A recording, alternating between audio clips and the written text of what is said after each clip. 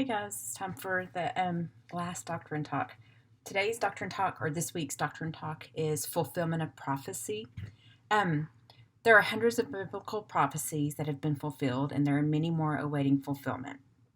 Fulfilled prophecy proves that the God of the Bible is the one and only true God. The only way that prophecy can be repeatedly and accurately fulfilled is if the God who reveals future events also governs history to see that all these things come to pass. Only the true God does that more than 20, does that. Sorry. There are more than 20 Old Testament predictions which were fulfilled within one 24-hour period at the time of Jesus' crucifixion. We saw the fulfillment of prophecy this week in when Jacob blessed his 12 sons and foretold what would become of them and their descendants. Key points that were in the passage this week that were based on the doctrine. Biblical prophecy is a divinely inspired prediction of what is to come. Fulfilled prophecy is evidence of God's supernatural power to foretell the future of his people and to reveal it to whom he desires.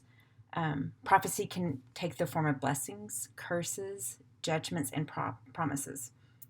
Many biblical prophecies have been fulfilled, and many more await fulfillment. As an example, the prophecies regarding Judah find their fulfillment in David and greater fulfillment in Jesus, the line of the tribe of Judah.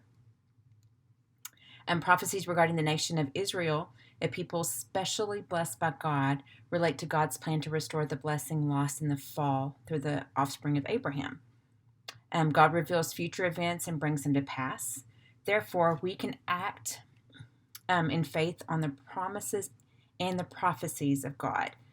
Fulfillment of prophecy proves the sovereignty of God. God directs and works all things in the universe after the counsel of his own will. Fulfillment of prophecy proves the power of God. Fulfillment of prophecy proves the faithfulness of God. God is true and he can be safely relied upon. When we do not believe, our present life and our future feel purposeless and uncertain. Without recognizing God's purposeful control of all things, this world seems out of control. But when we do believe, we can leave the righting of wrongs to God, knowing that he will ultimately work all things out for the good of his people and to fulfill his promises. So how do we apply the fulfillment of prophecy to us as leaders? First of all, prophecy focuses on living in the present, grounded by hope for the future. So, what personal beliefs or habits limit or help you to live out God's plan for yourself? And what actions or responses can you choose today that will have a positive impact on your future? Secondly, prophecy focuses our attention on and gives hope for the future. So, what earthly things or temporal pleasures have captured your gaze? Are you living by faith or are you living by sight? And how would your perceptions, reactions, decisions, or relationships be different if you fixed your hope on the things God has in store for you? The ultimate reality is not in things seen, but in things unseen. Faith faces the future with confidence, knowing that the only true and lasting hope is found in God, not in this world. Y'all have a good week.